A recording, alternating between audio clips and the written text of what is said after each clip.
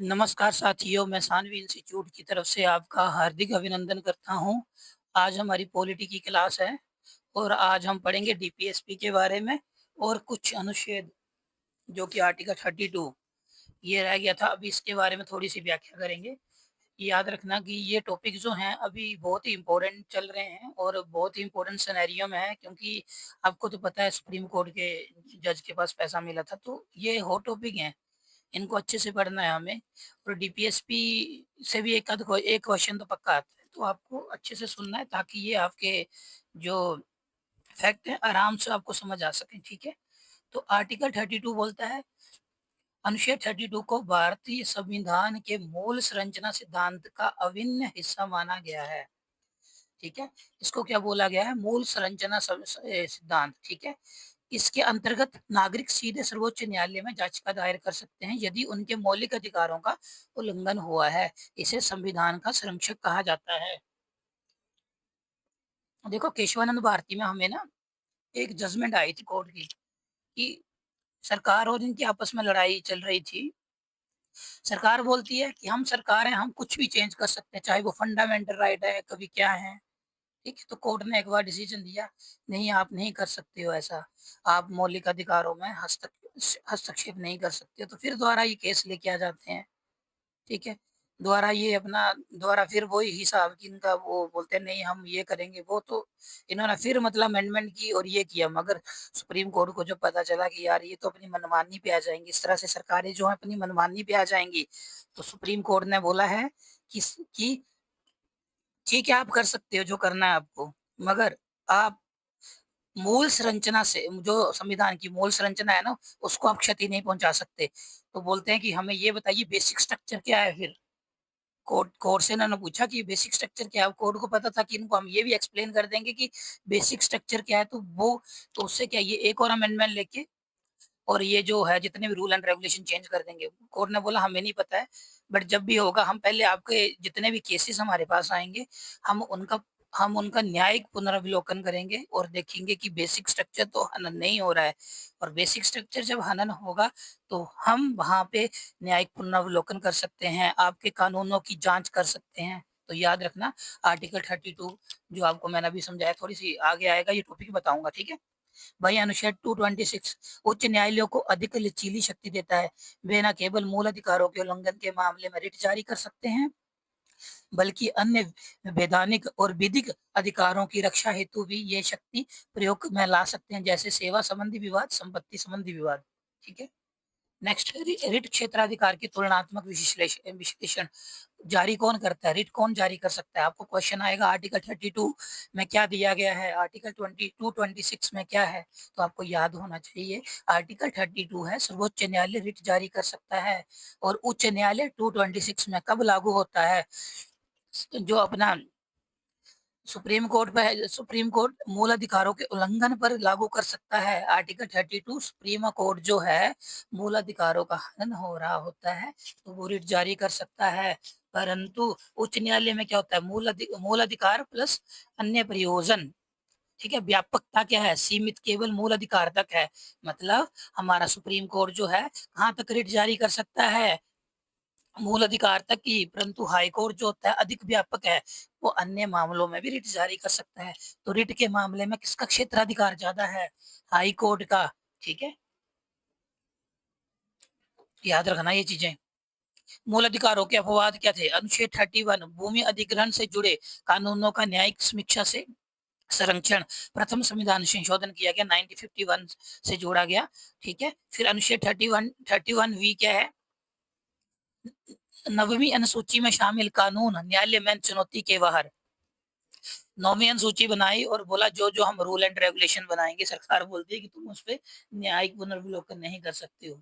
मतलब ये भी सरकार की एक चाल थी, मगर सुप्रीम कोर्ट ने क्या देखती गई, सुप्रीम कोर्ट ने देखा कि काफी इन्होंने क्या किया हुआ है, कुछ ऐसे ऐसे भी प्रिविलेज डाल दिए हैं जिससे उनको, तो जिससे जो होने नहीं चाहिए थे।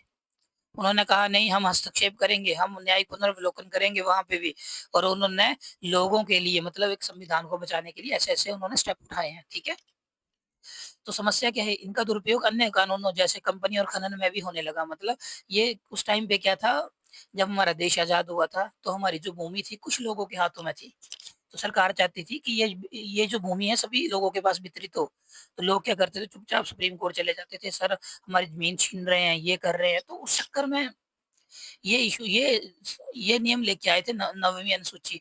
मगर अभी क्या था, इसका दुरुपयोग होने लगा, ठीक है?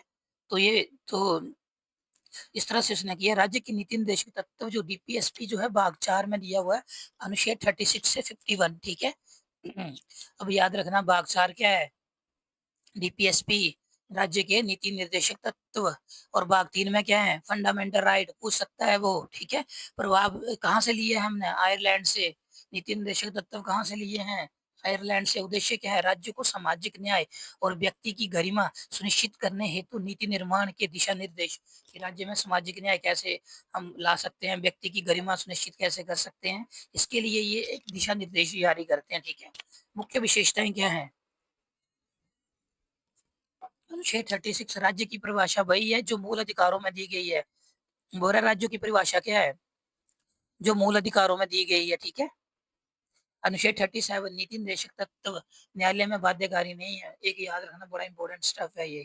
नीति निर्देशक तत्व को आप मतलब न्यायालय में इसको कोड करके आप न्यायालय में केस नहीं कर सकते, याद रखना, ठीक है? तो यानी इन्हें लागू कराने के लिए ये कोई याचिका नहीं डाली जा सकती। आप ये नहीं बोल सकते हमारे नीति निर्देशक तत्व ये हैं और सरकार लागू नहीं कर रही। ये बाध्यकारी नहीं है, परंतु ये राज्य के लिए नैतिक रूप से बाध्यकारी है। तो क्वेश्चन पूछ सकता है, क्या ये नैतिक रूप से बाध्यकारी है? यस, ये नैतिक रूप से बाध्यकारी है। परंतु आप न्यायालय में जाके याचिका नहीं डाल सकते कि भाई ये नीति निर्देशक तत्व जो है हमें लागू नहीं किए गए। उन्हें अनदेखा करना राजनीतिक और नैतिक रूप से गलत माना जाएगा।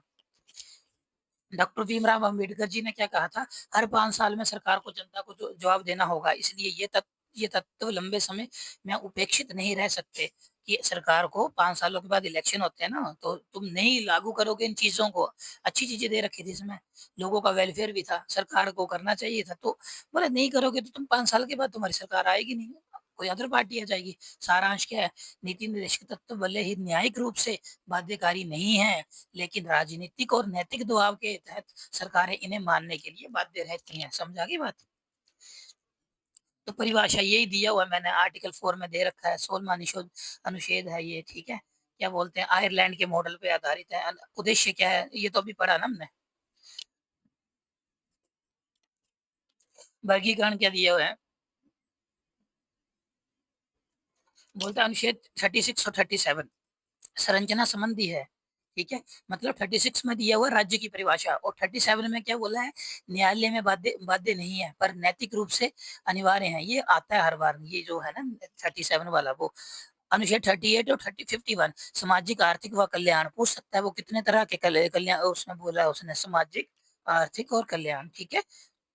समता व न्याय, सामाजिक सुरक्षा, शिक्षा और स्वास्थ्य के बारे में बताते हैं, आर्टिकल 41 और 45 तक, ठीक है?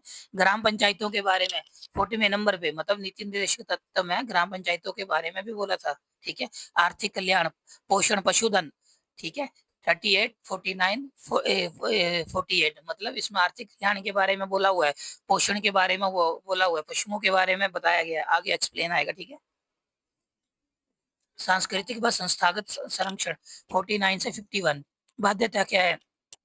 वही न्यायिक रूप से गैर बाध्यकारी हैं, कोर्ट रिट नहीं जारी कर सकता।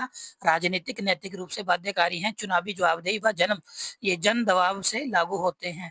डीएसपी पर रिट नहीं है, परंतु संविधान संशोधन से बदले जा सकते हैं। मतलब डीपीएससी को बदलना होगा तो संविधान संशोधन के द्वारा बदला जा सकता है। अभी डीपीएससी वन लाइनर, मैंने ये डीपीएसपी के बारे में वन लाइनर, संविधान का भाग, ठीक है, 4 में अनुच्छेद 36 से 51 नीति निर्देशक तत्वों से संबंधित है। इनका स्रोत है आयरलैंड के संविधान से। कहाँ से लिया हुआ है? आयरलैंड से, सेम ही आ गया। डीपीएसपी न्यायालय में बाध्यकारी नहीं है, ठीक है? राज्य के लिए ये तत्व नैतिक व राजनीतिक रूप से बाध्यकारी हैं, ठीक है? नैतिक और राजनीतिक, बट आप कोर्ट में नहीं जा सकते।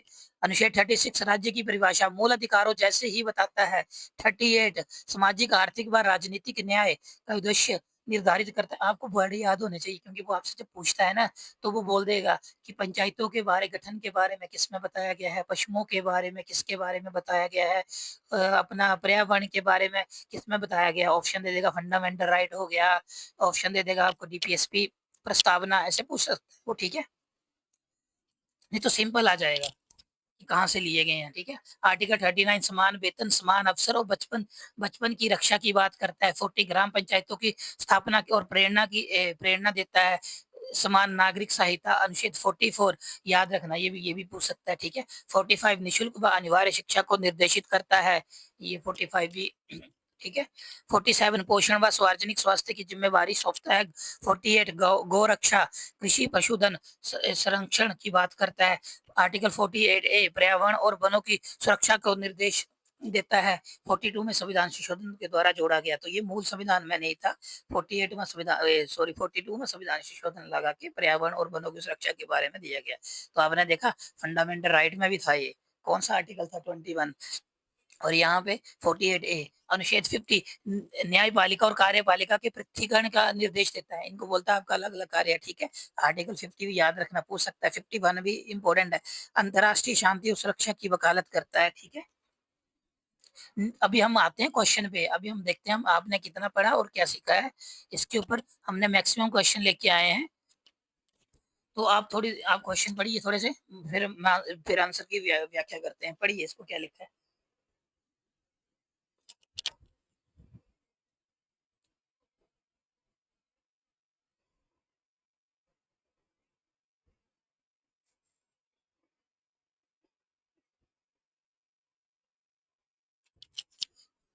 बोला निम्नलिखित में से कौन सा कथन सही है। नीति निर्देशक तत्व न्यायालय में लागू कराए जा सकते हैं, अभी पढ़ा था, ठीक है। बी, नीति निर्देशक तत्व मौलिक अधिकारों से अधिक महत्व रखते हैं।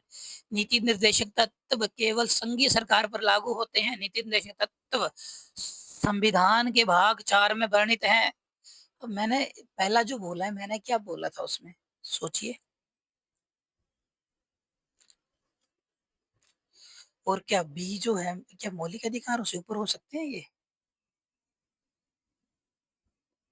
संघीय सरकार, मैंने कहीं संघीय सरकार के बारे में बोला नहीं, तो बेटा इसका आंसर है डी। स्पष्टीकरण संविधान के भाग 4 में अनुच्छेद 36 से 51 में नीति निर्देशक तत्वों की व्याख्या की गई है, जो राज्य को सामाजिक कल्याण की दिशा में नीतियां बनाने के लिए मार्गदर्शन करते हैं। क्वेश्चन नंबर 2, नीति निर्देशक तत्व किस देश के संविधान से लिए गए हैं, बताइए। अभी बताया था मैंने, सोचिए और आंसर करिए।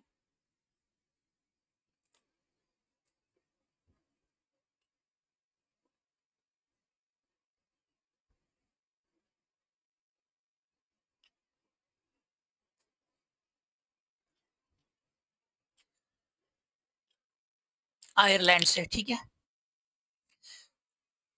संविधान सभा ने इन तत्वों को आयरिश संविधान 1937 से प्रेरित होकर शामिल किया, क्योंकि वहां भी ये गैर बाध्यकारी पर नैतिक रूप से प्रभावी माने जाते थे। आर्टिकल 37 किससे संबंधित है। राज्य की परिभाषा, नीति निर्देशक तत्वों की बाध्यता, शिक्षा का अधिकार, समान नागरिक संहिता, बताइए।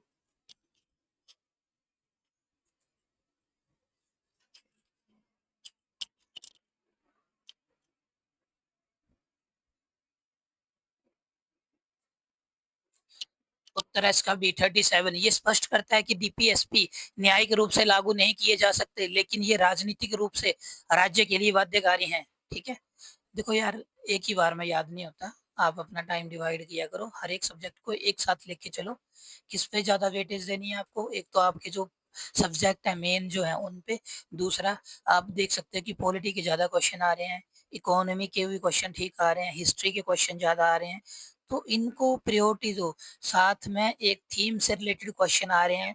देखो अभी पर्यावरण दिवस है, हमारी सरकार ने कोई कोई ये इन चीजों पे ज्यादा ध्यान दो, थीम से रिलेटेड, कि इस ये थीम कौन सी थी, ठीक है। दूसरी बात, जो भी इवेंट्स हुए हैं, जैसे अभी विराट कोहली ने संन्यास ले लिया है शायद, तो उसके बारे में भी क्वेश्चन पूछा जा सकता है। शायद ये अपना चेस जो होती है, चेस कंपटीशन जो है, उसमें भी हमारा क्या क्या इस वक्त चल रहा है, जो भी इंटरनेट जो भी हमारे अभी वो हुए ना, मेन इवेंट जो हुए हैं, उसकी तरफ पक्का ध्यान देना है, ठीक है। अभी जैसे सिंधु घाटी सभ्यता भी थी न्यूज में, तो वो उससे रिलेटेड आ सकते हैं, उसका पूरा पोर्शन याद करना है, ठीक है। और मोदी जी के विजिट जिन जिन टेम्पल के अभी रिसेंटली हुए हैं, उन टेम्पल्स के बारे में थोड़ा सा हिस्ट्री याद कर लेना, ठीक है। कोई फॉरेन का कोई मिनिस्टर आया हो जिसने विजिट किया हो, जैसे अभी हमारा राम मंदिर बना, तो राम मंदिर के ऊपर भी आ सकता है क्वेश्चन, ठीक है। तो ये ऐसे होता है, इस तरह से क्वेश्चन डिजाइन किए जाते हैं। नीति निर्देशक तत्वों का उद्देश्य है निजी संपत्ति की सुरक्षा, समाजवाद और कल्याणकारी राज्य स्थापित करना। तीसरा, सांस्कृतिक विविधता बनाए रखना। डी, न्यायिक समीक्षा की निष्क्रिय बनाना। आंसर बताइए। और प्लीज हमारा चैनल सब्सक्राइब कर दीजिए, उसमें कोई पैसे थोड़ी लग रहे हैं आपके, आपके लिए है ना। अच्छा, ये मतलब ये स्लाइड बनाने के लिए कम से कम मुझे एक दो दो घंटे लग जाते हैं, और मैं आपको पता अकेला ही बोलता हूँ इधर आके। तो मुझे कम से कम 5-6 घंटे अपने नोट्स बनाने में कुछ छूट ना जाए आपका वो देखना पड़ता है। उसके बाद क्वेश्चन जो होते हैं उनके डायमेंशनली लेना पड़ता है, उसके बाद वन लाइनर डालने पड़ते हैं। तो बेटा बहुत ज़्यादा इसमें मेहनत होती है ना। फिर हम आपके लिए इतना अच्छा प्लेटफॉर्म लेके आए हैं, तो प्लीज़ उसको सब्सक्राइब करिए चैनल को, और लाइक और शेयर करिए ताकि और भी बच्चे पार्टिसिपेट करें। शिक्षा वो है कि जिसको हम जितना बांटेंगे उतनी हमें नॉलेज आएगा, ठीक है। ठीक है। इसका बी है कल्याणकारी राज्य का निर्माण। डीपीएसपी समाज में सामाजिक आर्थिक राजनीतिक न्याय लाने के लिए नीतियों का ढांचा प्रस्तुत करते हैं जिससे भारत एक कल्याणकारी राज्य बन सके। नेक्स्ट, निम्न में से कौन सा कथन सही है? राज्य इनके पालन हेतु बाध्य है। न्यायालय इन पर निर्णय ले सकता है। सी, ये मौलिक अधिकारों से ऊपर हैं। ये नैतिक दृष्टि से बाध्यकारी हैं। बताइए इसका आंसर क्या होगा?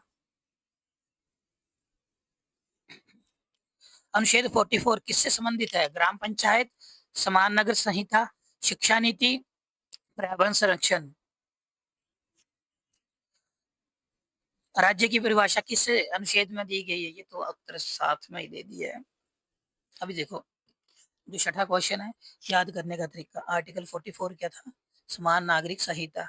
44 क्या है? बराबर है, कोई बड़ा नहीं है ना, तो समान है ना, तो ऐसे याद करते हैं इनको। समझा की बात? समान है तो मतलब समान नागरिक संहिता। तो पांचवे का आंसर देख लीजिए। न्यायालयों में रिट के जरिए लागू नहीं किए जा सकते, लेकिन डीपीएसपी को नजरअंदाज करना सरकार के नैतिक उत्तरदायित्व का उल्लंघन माना जाएगा, ठीक है। 44 यूनिफॉर्म सिविल कोड, समान नागरिक संहिता का उद्देश्य पूरे देश में एक समान व्यक्तिगत कानून प्रणाली लागू करना जो धर्म पर आधारित कानूनों को समाप्त करता है। राज्य की परिभाषा कहाँ दी गई है? आर्टिकल 36। नीति निर्देशक तत्वों के लिए राज्य की परिभाषा वही है जो मूल अधिकारों के अनुच्छेद 12 में है। कुछ लोग बोल रहे होंगे कि ये फ्री एजुकेशन प्रोवाइड कर रहे हैं, इनके पता नहीं क्वेश्चन आएंगे या नहीं आएंगे, अपने दिमाग से ये निकाल देना। जब पेपर होगा ना तो मैं ये बताऊंगा कितने पढ़े हुए हैं हमारे में से क्वेश्चन आए हैं। क्योंकि इसमें क्वेश्चन जो करवा रहे हैं, पहले स्टार्टिंग में जो मैं क्वेश्चन आपको पढ़ा रहा हूँ उसमें अलग है, क्वेश्चन जो पूछे जा रहे हैं वो थोड़े से अलग हैं। वन लाइनर में तो सब कुछ दे रखा है, ठीक है। तो बाद में एनालिसिस करेंगे हमारे पढ़ाए हुए में से कितने क्वेश्चन आए हैं। फैक्ट वाले हमने छोड़ रखे क्योंकि वो आपको पता है, आपको वो तो याद कर ही सकते हो यार। आरबीआई कब बना, क्या किया आरबीआई ने, बाकी आपको जो कंसेप्चुअल डाटा नहीं पता है वो हम आपको प्रोवाइड कर रहे हैं। बट फिर भी मैं वन लाइनर में वो भी आजकल डाल रहा हूँ, ठीक है। कौन सा अनुच्छेद पर्यावरण और वनों की रक्षा से जुड़ा हुआ है? ठीक है। अनुच्छेद 39 में किसका उल्लेख नहीं है? 10वां, भारतीय संविधान में नीति निर्देशक तत्वों का कोई उल्लंघन। बताइए कौन सा अनुच्छेद ग्राम पंचायतों से जुड़ा है?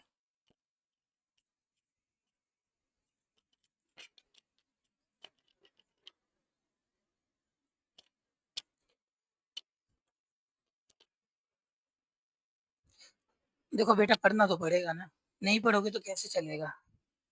ठीक है, मैं ये नहीं बोलता हूँ, देखो अभी तो सोना बंद कर दो, 11 बजे तक पढ़ो, फिर मॉर्निंग में 4 बजे जग जाओ, ठीक है।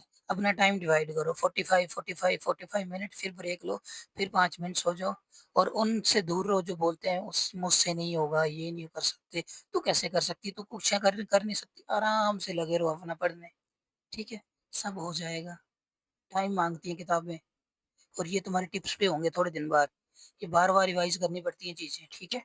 तो ये इनके आंसर ये दे रखे हैं, एक बार पढ़ लेना आप। नेक्स्ट ये है 12th क्वेश्चन। समान नागरिक संहिता का क्रियान्वयन संबंधित है सांप्रदायिक एकता में से, नागरिक की स्वतंत्रता से, धर्मनिरपेक्षता से, उपरोक्त सभी। नीति निर्देशक तत्वों की अवधारणा सबसे पहले सामने रखी गई थी मिनरवा मिन केस मोन्टेग्यू, चेम्सफोर्ड सुधार और राहुल रिपोर्ट और भारत भारत सरकार अधिनियम 1935 के इंपॉर्टेंट क्वेश्चन बोल सकता हूँ, क्योंकि आजकल इस टाइप के क्वेश्चन पूछे जा रहे हैं। भारतीय राज्य किस प्रकार के राज्य हैं? ये पढ़ो, ये तो सीधे रखा है गणराज्य।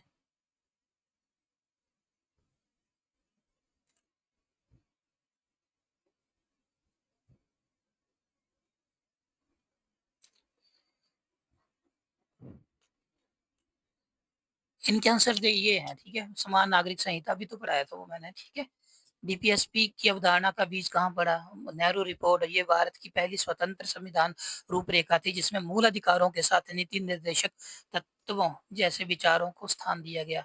ठीक है। भारतीय राज्य किस तरह के राज्य हैं? कल्याणकारी राज्य हैं। संविधान का उद्देश्य सभी नागरिकों की गरिमा, न्याय और समानता सुनिश्चित करना है। डीपीएससी डीपीएसपी इसी दिशा में मार्गदर्शक है। नेक्स्ट, अनुच्छेद 47 किससे संबंधित है? 16वां क्वेश्चन क्या है? नीति निर्देशक तत्व संविधान की मूल संरचना का हिस्सा है। 17, नीति निर्देशक तत्वों के माध्यम से सरकार राज्य को किस प्रकार दिशा निर्देशित किया गया है?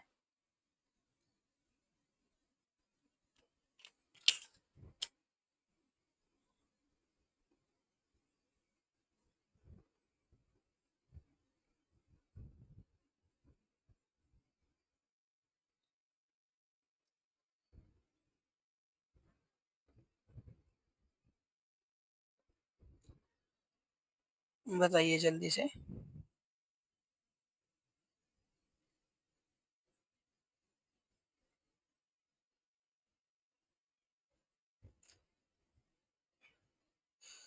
पता है 7000 हमारे साथ जुड़ गए हैं, अब इतने बच्चे जुड़े हुए हैं, वो हमारी वीडियो देखते हैं। सब्सक्राइबर 203 ही है, क्योंकि आप लोग करते नहीं हो।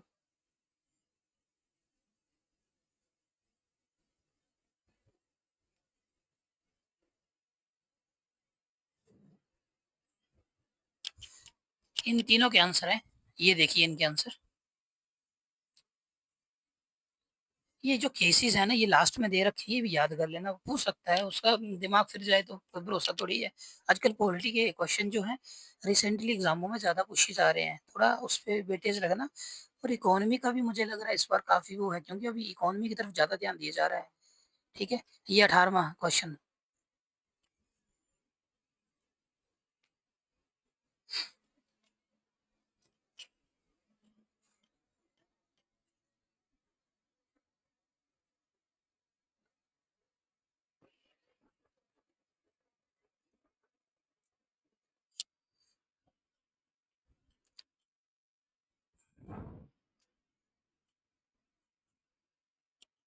पढ़िए इनको और आंसर करिए।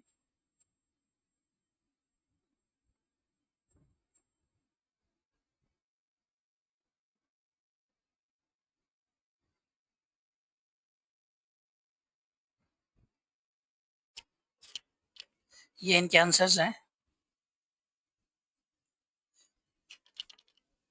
एक्चुअली इस क्लास को ना हर एक जगह से हमने डायमेंशन से ले रखा है, ऐसा नहीं कि टीजीटी वाले ही पढ़ सकते हैं, हर एक स्टूडेंट पढ़ सकता है। और हमने व्याख्या जो क्वेश्चन, जिस हमने क्वेश्चन थोड़े डिफिकल्ट चूज किए हैं, क्योंकि थोड़ा आजकल ना डिफिकल्ट क्वेश्चन आने का ट्रेंड हो रखा है। सिंपल तो इसमें है ही है, कुछ डिफिकल्ट भी हैं।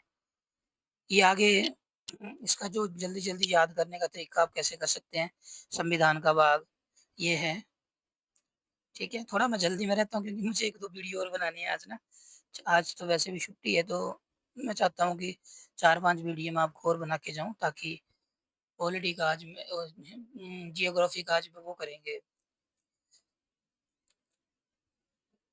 इंटीरियर ऑफ द अर्थ उसमें पढ़ेंगे हम वो भूकंपीय तरंगे जो है, ठीक है।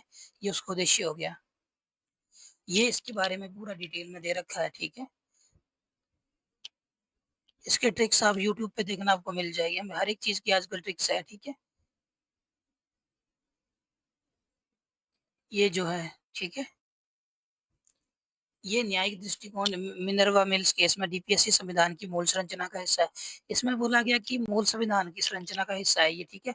आईआर कोहले केस में 2007 नववीं अनुसूची के कानून भी मूल ढांचे के विरुद्ध हो सकते हैं कि नववीं अनुसूची में तुम अपनी मर्जी कर रही हो ना, जो सरकार कर रही थी। बोला कि भाई वो मूल ढांचे के विरुद्ध भी हो सकते हैं, हम उनकी भी न्यायिक पुनरावलोकन कर सकते हैं। ये न्यायालय नहीं होता ना भाई गुरजीत, सरकारें पता नहीं क्या क्या रूल बना देती है। ठीक है ना? तो एक एक कोर्ट के जज का वो होने से वो नहीं हो सकता कि मतलब हमारा न्यायालय अच्छा नहीं है।